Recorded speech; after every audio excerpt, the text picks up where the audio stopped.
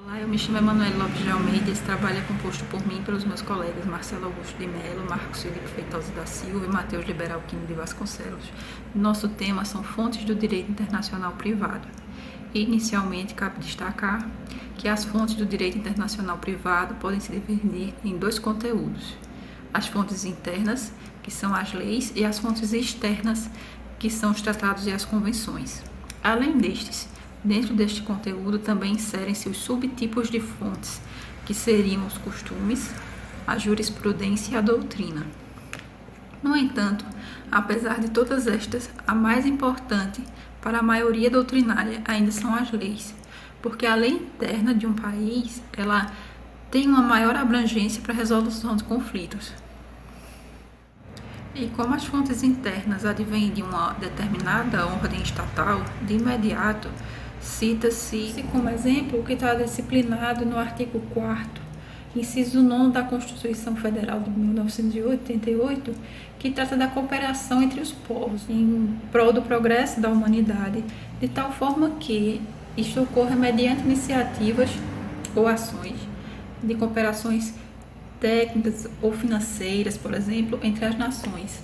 E além deste, outro exemplo que pode ser citado também é o artigo 5º, inciso 31 da Constituição, que regula os bens de estrangeiros que estejam aqui no Brasil, beneficiando tanto o cônjuge como filhos desses estrangeiros, cuja lei externa ela não favoreça nenhum destes, enquanto herdeiros de cujos.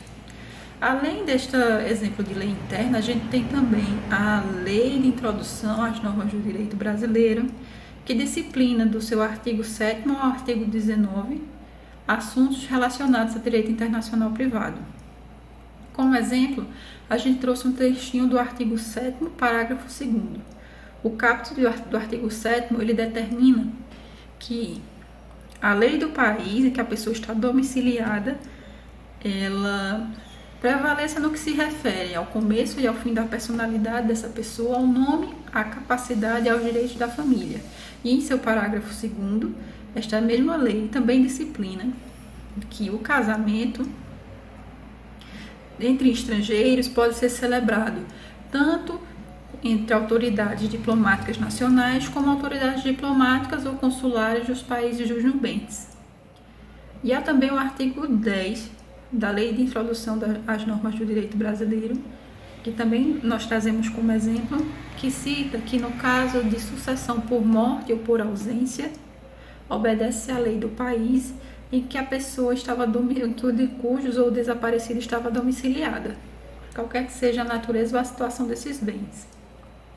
E há também outro exemplo de lei, ou seja, outro exemplo de fonte interna, que seria a Lei de Imigração, a Lei número 13.445 de 2017, que dispõe tanto sobre os direitos e deveres do migrante como dos visitantes. E retomando agora o tema sobre os subtipos de fontes do direito internacional privado, a gente não chama necessariamente de fontes porque elas não são fontes propriamente ditas.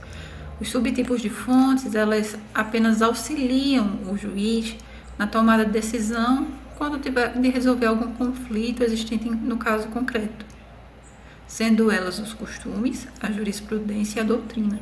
Por isso que elas são chamadas de subtipos de fontes, exatamente por serem auxiliares. Elas não têm a mesma força que uma lei ou um tratado, por exemplo. Mas, no que compete à jurisprudência e à doutrina, a jurisprudência ela é a uniformização de decisões judiciárias referentes a um dado caso, né? Elas são reiteradas ali constantemente e aí elas acabam também servindo para serem usadas em outras situações. Já a doutrina pode se compreender como sendo a interpretação e a compreensão das leis existentes, de tal modo que elas geralmente são utilizadas para preencher lacunas, assim, que elas se propõem a preenchê-las. A jurisprudência ela pode ser encontrada nas decisões dos tribunais. Já a doutrina ela pode ser localizada em textos e documentos, como nos textos e documentos da Conferência da Haia de Direito Internacional Privado e do Comitê Jurídico Interamericano. Inclusive, a gente trouxe como exemplo também um trechinho da Carta da Organização dos Estados Americanos. E nós trouxemos esse exemplo porque o Comitê Jurídico Interamericano é um órgão que pertence à Organização dos Estados Americanos.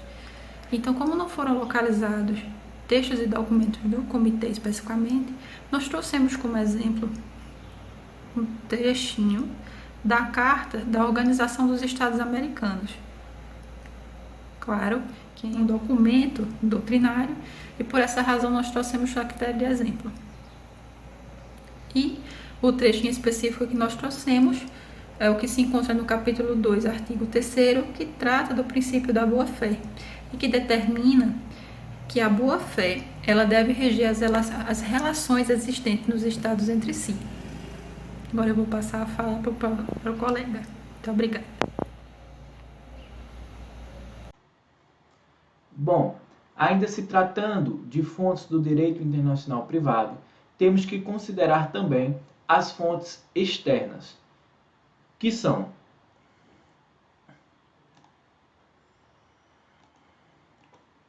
nós temos 3 tipos de fontes externas.